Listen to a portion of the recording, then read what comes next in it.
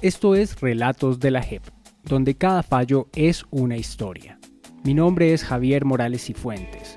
Este es un podcast de la Jurisdicción Especial para la Paz en el que les contamos la historia que hay detrás de cada decisión judicial. Si usted es abogada o abogado o estudiante de Derecho, si le interesan los temas relacionados con la justicia transicional, con el derecho internacional humanitario y con la defensa de los derechos humanos, o tal vez le interesa conocer mejor cómo la JEP está investigando y juzgando el conflicto armado colombiano, en cada episodio de este podcast encontrará explicaciones sobre todos estos temas dadas por los propios magistrados de la JEP. Con este episodio damos inicio a la segunda temporada de este podcast.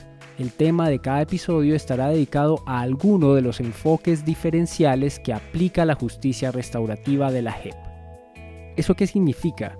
Pues que miraremos en detalle por qué es necesario un enfoque específico para cierto tipo de víctimas, cómo hubo crímenes en el conflicto que afectaron más a unas personas que a otras y que eso sucedió por una condición intrínseca de esas personas, es decir, su raza, su género o su relación con el territorio. En muchos casos, estas personas fueron victimizadas precisamente por esas condiciones, de modo que si queremos que haya justicia plena, una justicia que escuche las necesidades de todas las víctimas, es necesario ponernos unos lentes especiales que nos permitan ver y literalmente enfocar eso que hizo que esas personas sean víctimas de una manera distinta. Por eso mismo la manera en que la justicia las trate no es que tenga que ser distinta, sino que tiene que ir un poco más allá de lo que lo habría hecho con víctimas cuyas condiciones no tuvieran esa carga racial o de identidad que otras sí. Eso será a grandes rasgos lo que encontrarán en esta próxima serie de episodios. Por supuesto, con las magistradas y magistrados de la JEP como primera fuente para entender estos temas que son transformadores en materia de justicia para nuestro país. Bienvenidas y bienvenidos.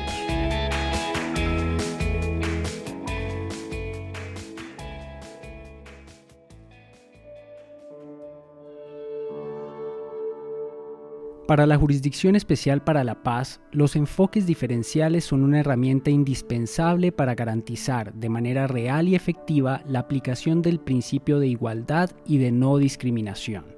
A partir de esta herramienta se entiende que, si bien todas las personas son iguales ante la ley, hay afectaciones que pueden ser distintas por edad, género, identidad u orientación sexual, pertenencia étnica, salud física o mental, o cualquier otra condición particular, incluso la suma de varias de ellas.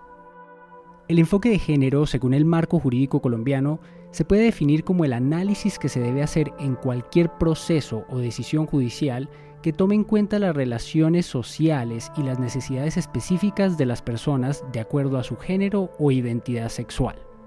Para la JEP, el enfoque de género se aplica en función de los impactos desproporcionados y diferenciados que afectaron principalmente a las mujeres durante el conflicto armado. Precisamente, la Ley de Procedimiento de la JEP resalta que el enfoque de género es uno de sus principios rectores, un principio que además tiene en cuenta, y aquí abro comillas, que las relaciones desiguales de género son preexistentes al conflicto armado y que éstas se instrumentalizaron, exacerbaron y acentuaron durante el conflicto, profundizando los daños, las consecuencias y los impactos de la violencia en la vida. Cierro comillas. A partir del trabajo de la JEP se ha hecho evidente que la violencia sexual y de género fueron hechos que afectaron sistemática y principalmente a las mujeres. Eso incluye prácticas como la tortura física y psicológica, abusos, violaciones, secuestros, pero también violencia reproductiva como la planificación forzada, embarazos y abortos forzosos y el contagio de enfermedades de transmisión sexual. Todas estas conductas configuran violaciones de los derechos humanos de las mujeres por su condición. Es así que las y los dejo entonces con la relatora general de la JEP, Dilia Lozano Suárez, y con su invitada para este episodio.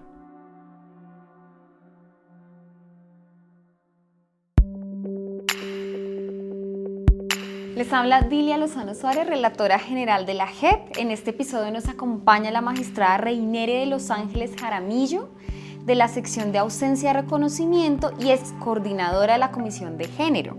Hoy contamos con el gusto que nos acompañe en este encuentro para que con su conocimiento nos pueda compartir un poco sobre el tema de enfoques diferenciales, específicamente el enfoque de género focalizado en las mujeres.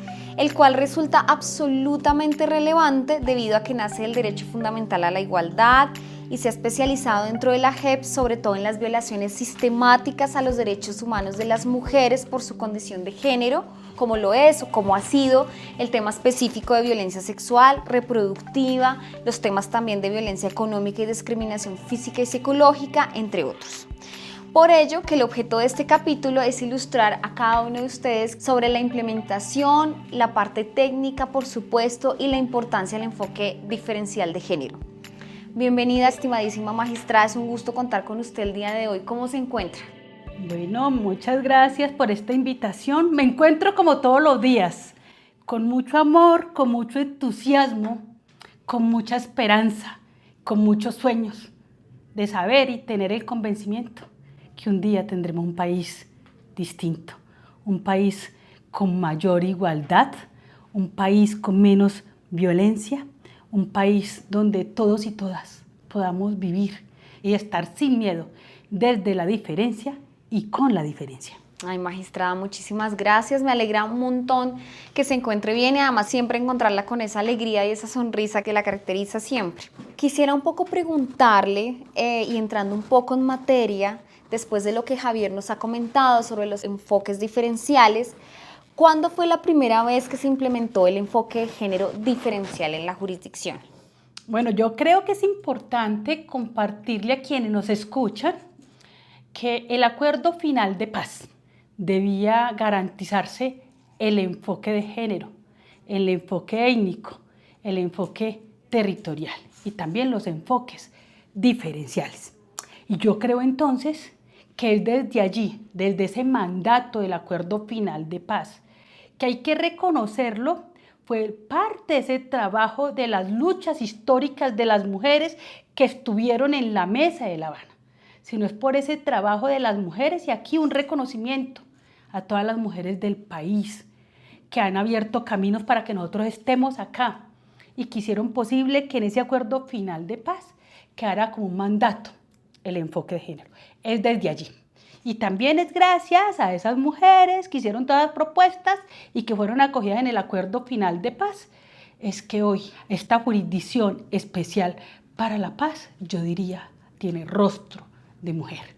Porque el 55% de quienes conformamos esta jurisdicción somos mujeres, que tenemos cara, cuerpo de mujer, pero que también soñamos y transformamos desde nuestra condición de mujeres.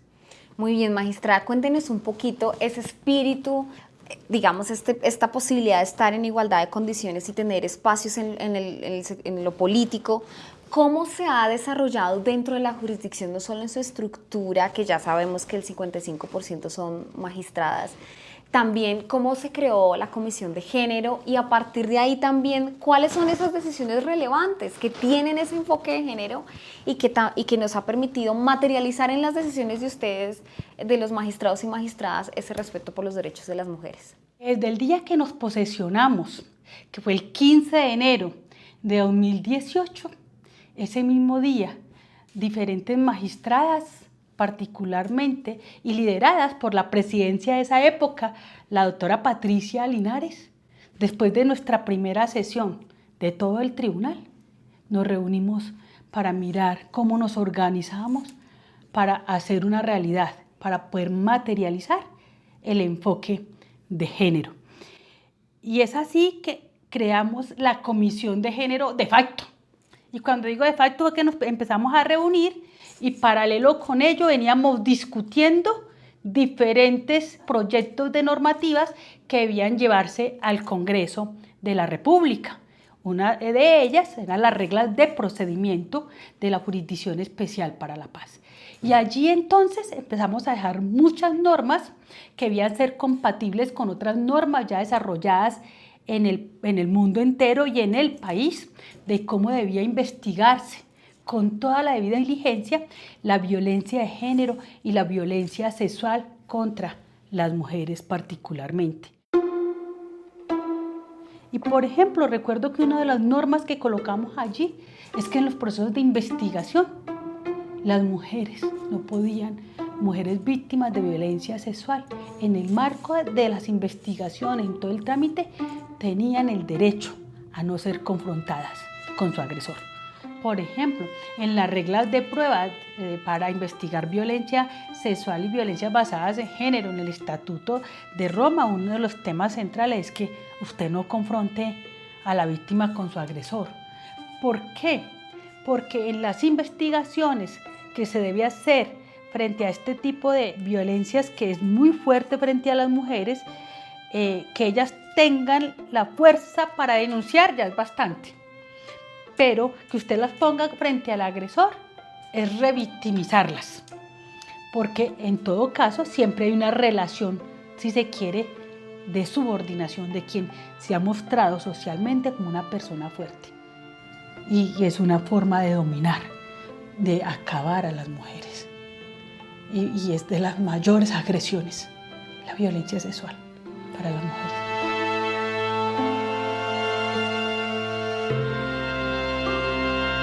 Pero también paralelo con eso estábamos discutiendo cómo era que íbamos a funcionar internamente, es decir, el reglamento interno de la Jurisdicción Especial para la Paz. Y allí quedó creada la Comisión de Género. La Comisión de Género, donde se dijo que esta comisión estaría conformada por diferentes representantes de las salas y secciones que hacían parte de todo el tribunal. Y reconocer que quienes nos han antecedido han hecho cosas importantes, maravillosas. Nosotros reconocíamos que la Comisión de Género, por ejemplo, de la rama judicial, tenía avances importantes, pero que había una función que nunca se había tenido, y era la función consultiva. Y cuando nos pensamos esa función consultiva, era abrir la puerta a que los magistrados y magistradas de la Jurisdicción Especial para la Paz, que no eran expertos en temas de género, pudieran consultar a la Comisión de Género. Es por eso entonces que desde la Comisión hemos emitido diferentes conceptos a solicitud de los diferentes magistrados y magistradas de las salas y secciones. Aquí queremos contarles que hay una decisión de la JEP que puede considerarse como un hito en términos de la aplicación de estos enfoques diferenciales de género.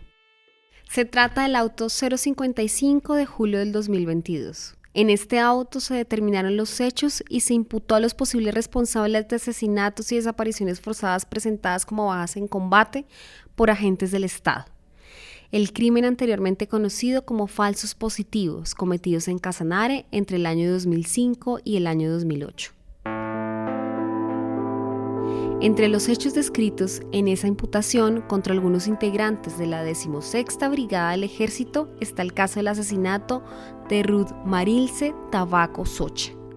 Ruth Marilce era madre de 3 hijos y para el momento de los hechos se encontraba en estado de embarazo.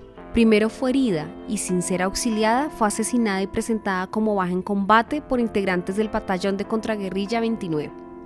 Allí también fueron asesinados su suegro Euclides Maldonado Tabaco y su esposo Carlos Julio Maldonado García. Según el auto, el asesinato de estas 3 personas tuvo un impacto exacerbado sobre esa familia, pues Ruth Marilce era una madre cuya muerte dejó a 2 niños y una niña huérfanos. Además, el asesinato de su suegro dejó viuda a la señora María América García, quien tuvo que llevar el duelo por la pérdida de su hijo, de su esposo y de su nuera embarazada, y tuvo que asumir las cargas del hogar tras el asesinato de sus seres queridos. En este caso podemos evidenciar cómo la situación de la señora María América García se agrava por ser mujer y a raíz del conflicto armado pasa a ser madre cabeza de familia en una condición de vulnerabilidad estructural. En el auto de imputación por estos hechos ocurridos en Casanare, los magistrados y magistradas tomaron en cuenta un análisis diferenciado e interseccional. Esto implicó reconocer cómo las diferencias de género existentes constituyeron un factor especial de vulnerabilidad. Por ejemplo, se tuvo en cuenta que 8 mujeres y una persona con orientación de género diversa fueron víctimas de crímenes cometidos por miembros de la 16ª Brigada. El análisis de las magistradas y magistrados también significó reconocer como víctimas a 2 mujeres menores de 18 años, que fueron reclutadas forzosamente por parte de integrantes de la fuerza pública para ser utilizadas como reclutadoras de víctimas de los llamados falsos positivos. Es esta visión diferenciada de los daños del conflicto la que se ve reflejada en las decisiones que está tomando la Jurisdicción Especial para la Paz y que se convierten en experiencia judicial para el país y para las víctimas. Ahora continuemos con nuestra amena conversación con la magistrada Jaramillo.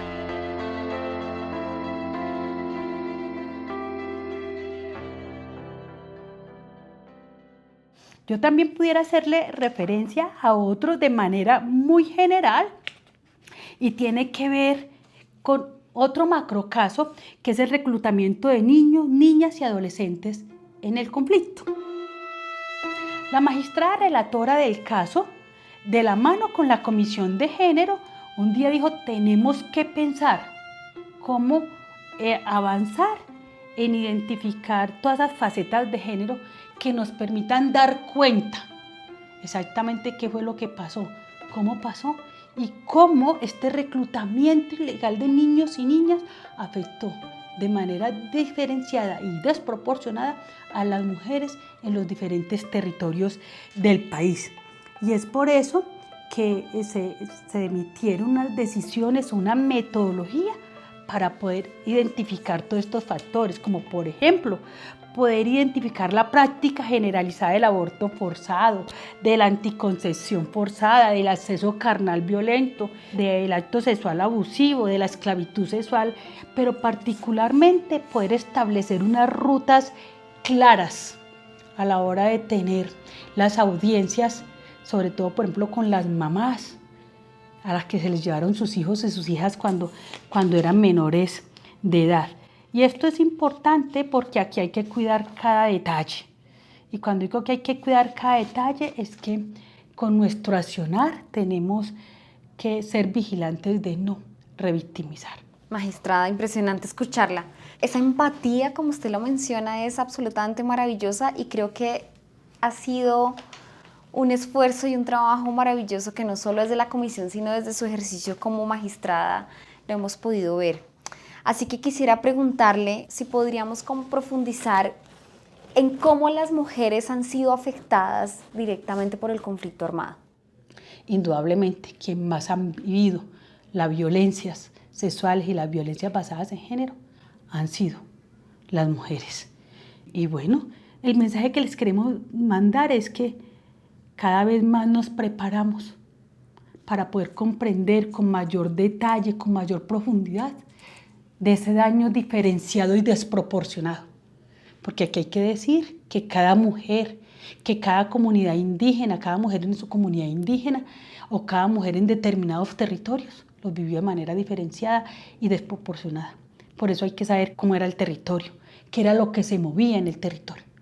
Y bueno, esto no implica ir a las regiones, nos implica ir a escuchar con mucha atención, con mucha calma, con mucha disposición, pero ante todo tener la mejor escucha activa con toda la diligencia del mundo, la diligencia que nos demandan las normas.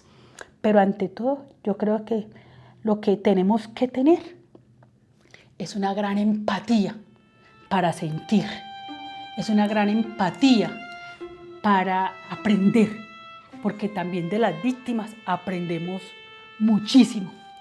Y yo esto lo quiero exponer con un relato de una víctima. Yo no sé si ella estaba más nerviosa que yo, que era la magistrada. Y en una audiencia reservada de violencia sexual, pues la víctima estaba muy distante y era apenas normal. Tenía una señora enfrente, medio seria y con un vestido negro, la toga, y me han puesto en una mesita como por encima de ella. Yo me bajé de esa mesa y puse mi silla al lado de la víctima. Y como la sentí nerviosa, bueno, yo también estaba nerviosa, pues porque hay mucho dolor en las personas víctimas, yo la abracé y le dije que me contara lo que ella quisiera contarme. No empecé con un interrogatorio, sino con una conversación normal.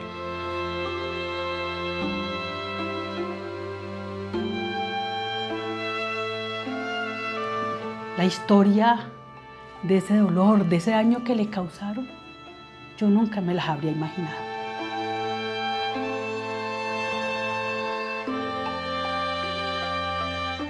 Al final, cuando terminó de contarme toda la historia en esta diligencia reservada, yo también muy nerviosa le pregunté qué esperaba de nosotros los magistrados y magistradas de la Jurisdicción Especial para la Paz. Y con una gran grandeza me dijo: ustedes han hecho lo que antes nunca había hecho conmigo. La justicia me ha abrazado y me ha escuchado. Nunca antes me habían escuchado.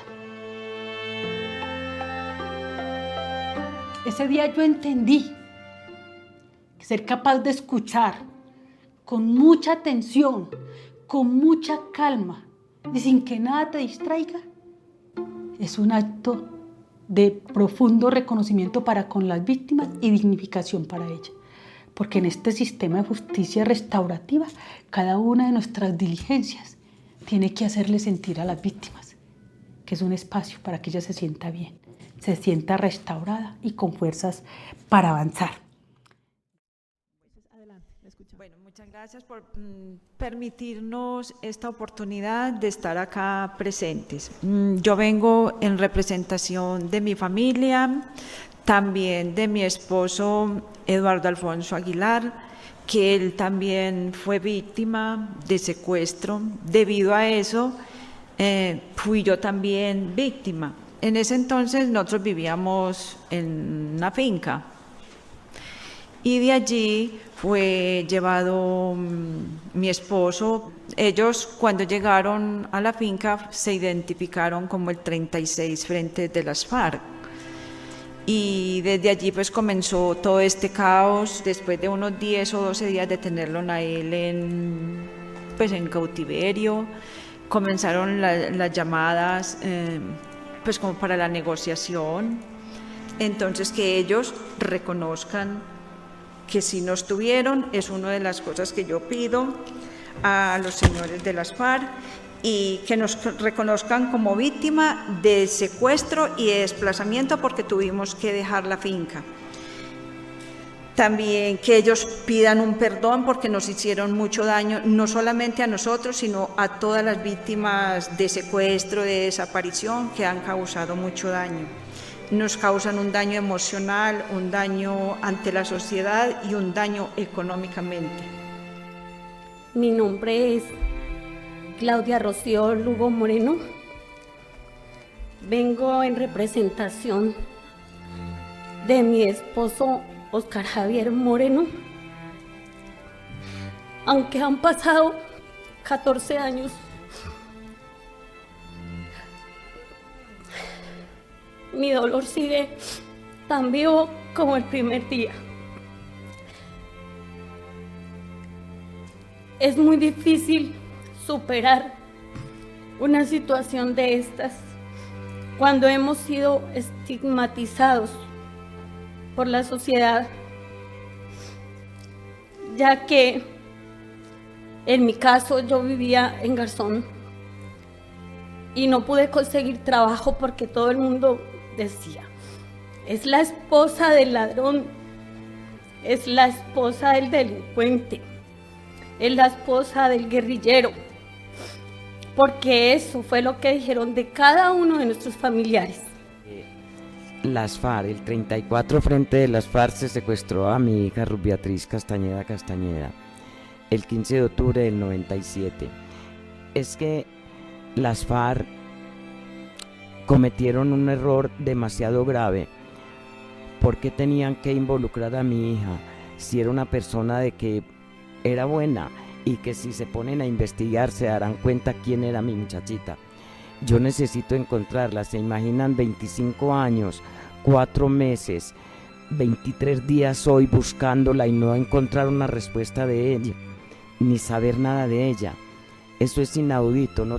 Pues solo a esta gente se le ocurrió. No entiendo por qué a gente buena la involucraron en una guerra. Mi nombre es María Luz Miriam Vargas. Vengo en representación de mi hermano Elidelio Velasco, fue asesinado el 28 de julio del 2006 en la vereda Tres Espinas, municipio de Gigante. Él era un campesino, él era el menor de 7 hermanos. Él trabajaba sembrando café, cogiendo café en las labores que se presentan en el campo. Él vivía con mi mamá, él era soltero, nunca se casó, nunca hizo tener familia, vivía con mi mamá. Mi mamá hacía 7 meses había fallecido, él se encontraba solo en la casa, por eso lo sacaron, lo acremiaron porque ahí lo sacaron de la casa, porque pensaba que no había quien lo reclamara.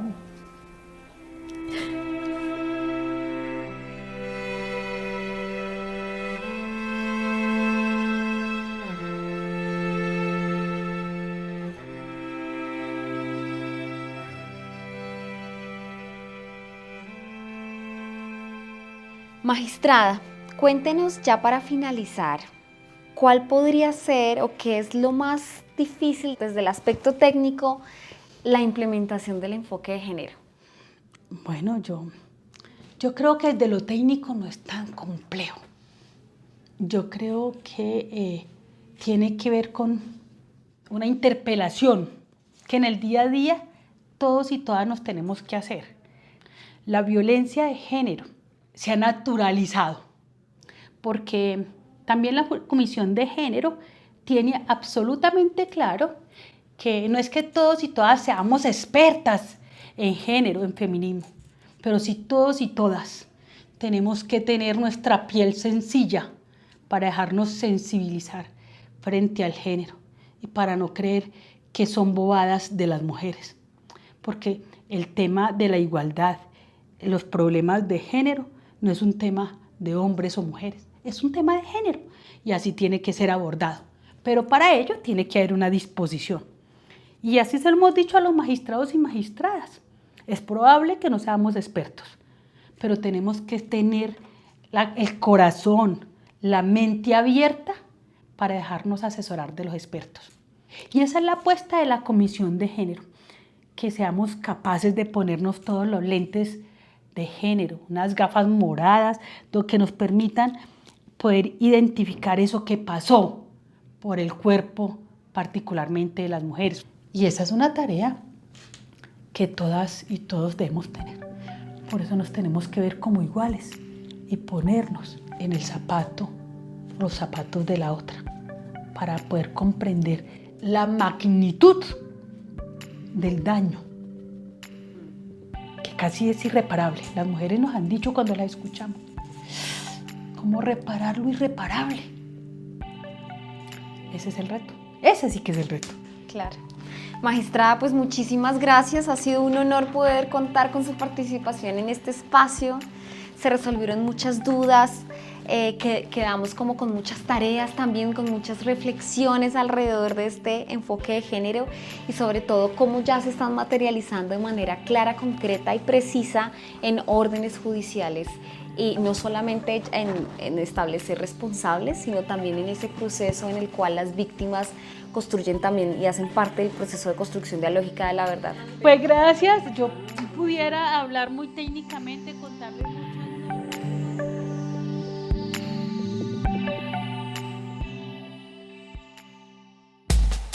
Hasta aquí el relato de la JEP de hoy. A quienes llegaron hasta acá, muchas gracias por escuchar. Esperamos que esta nueva serie de relatos de la JEP les permita ver con nuevos ojos la diversidad de nuestro país y cómo el reconocimiento de esa diferencia a través de los enfoques diferenciales es también una manera de restaurar. En este episodio escucharon las voces de mujeres víctimas que han participado en audiencias públicas de la JEP. Dejaremos sus nombres y las fechas de los testimonios en las notas del episodio para que las puedan consultar. Recuerden que tenemos una primera temporada disponible. Son 4 episodios en los que les contamos qué es la justicia restaurativa, cómo participan las víctimas, cómo funcionan las amnistías en la justicia transicional y cómo se aplican las expulsiones en la JEP. Relatos de la JEP es un proyecto de la Relatoría General de la Jurisdicción Especial para la Paz. Escúchennos en su plataforma de podcast favorita y compartan cada episodio en redes sociales con la etiqueta #Relatos de la JEP. Hasta la próxima.